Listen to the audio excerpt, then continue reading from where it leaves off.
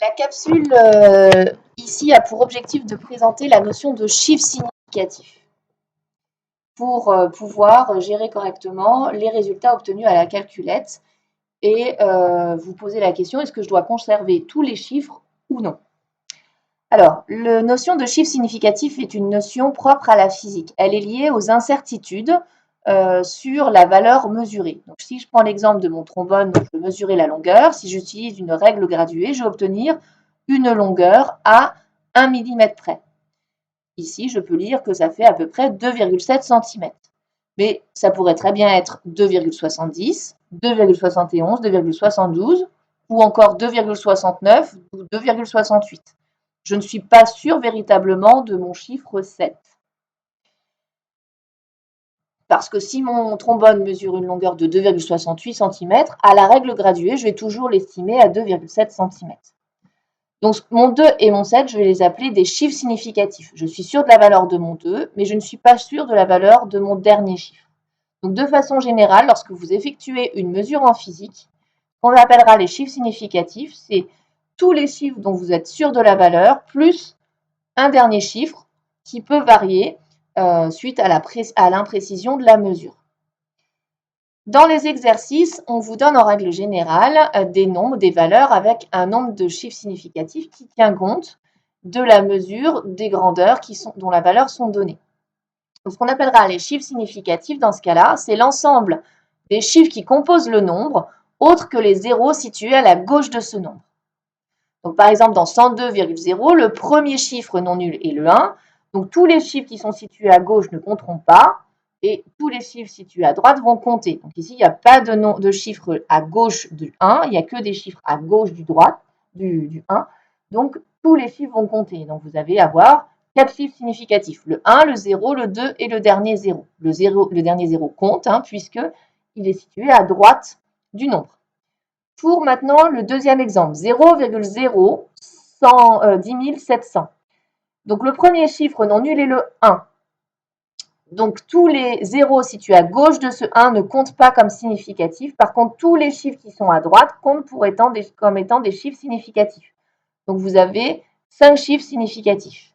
Maintenant, lorsqu'un nombre est écrit avec une puissance de 10, vous ne tenez pas compte de la puissance de 10, vous tenez compte juste de l'écriture du nombre qui multiplie cette puissance de 10. Donc ici, 102,0, le premier chiffre est un 1, et donc vous n'avez pas de 0 à gauche, donc tous les chiffres sont significatifs, vous en avez donc 4. Si parfois vous avez un résultat avec plus de chiffres que de chiffres significatifs souhaités, vous êtes obligé dans ce cas-là d'utiliser les puissances de 10.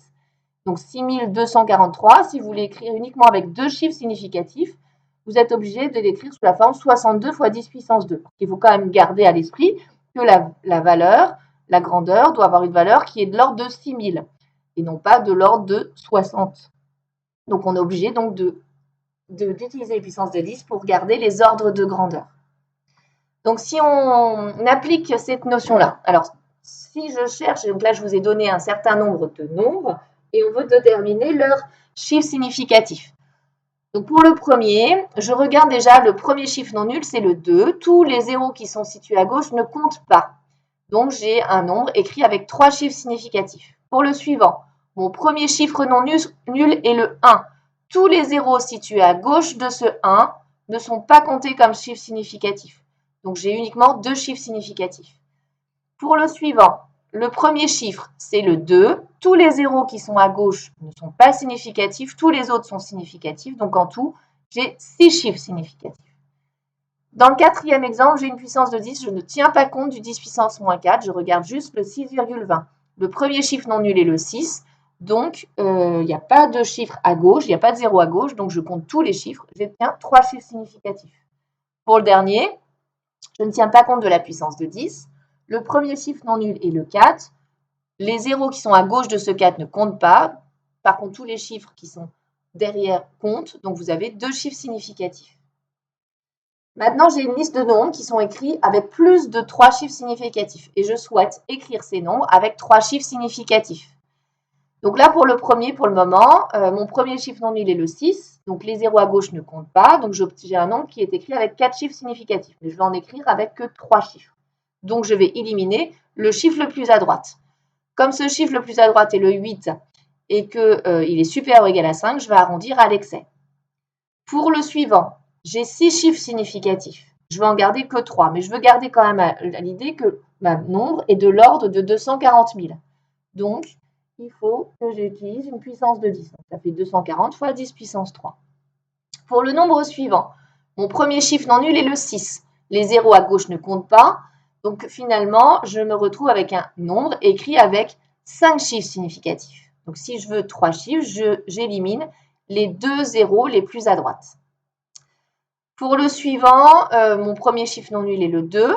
Donc, tous les chiffres qui sont à droite comptent. Donc, j'ai un nombre écrit avec 5 chiffres significatifs. Si je veux en conserver que 3, j'élimine les 2 derniers, les 2 les plus à droite. Et comme avant le 8, c'est un 6, je suis obligée d'arrondir à l'excès. C'est pour ça que c'est 239.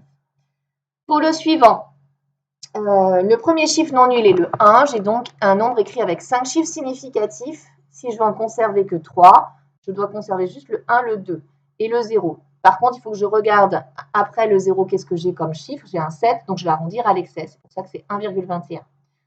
Pour le dernier, j'ai aussi 4 chiffres significatifs, donc je dois en supprimer 1. Et comme le dernier chiffre est 1, je n'ai pas à arrondir à l'excès, je garde 6,00. Maintenant, qu'est-ce qui se passe dans les calculs? Alors, en fait, il va falloir distinguer le cas des multiplications et des divisions. Pour les multiplications et les divisions, je vais regarder les chiffres significatifs. Le résultat doit avoir le même nombre de chiffres significatifs que la donnée qui en a le moins. Exemple, si je veux calculer la vitesse connaissant la distance et le temps. La distance m'est donnée ici avec 5 chiffres significatifs. Mon temps est donné avec 2 chiffres significatifs. Si je fais le calcul avec la calculette, j'obtiens que les résultats, c'est 4,12,12,90,322. Je ne vais pas garder tous ces chiffres puisque ma règle me dit que le résultat doit avoir le même nombre de chiffres significatifs que la donnée qui en a le moins. Ici, la donnée qui en a le moins a 2 chiffres significatifs. Donc, je ne dois garder que 2 chiffres significatifs. C'est pour ça que la vitesse, je vais dire que c'est 4,1 mètres par seconde. En revanche, pour les additions et les soustractions, je ne vais pas regarder les chiffres significatifs, je vais regarder uniquement les chiffres décimaux, donc les chiffres qui sont derrière la virgule. Et mon résultat doit avoir autant de décimales que la donnée qu'en a le moins. Donc, par exemple, dans l'exemple de cette soustraction, la première donnée a 2 décimales, le 6 et le 7. La deuxième donnée a 3 décimales, 7, 6 et 8. Donc, mon résultat final ne doit en avoir que 2 décimales. Donc, c'est pour ça que j'ai gardé juste 96,90.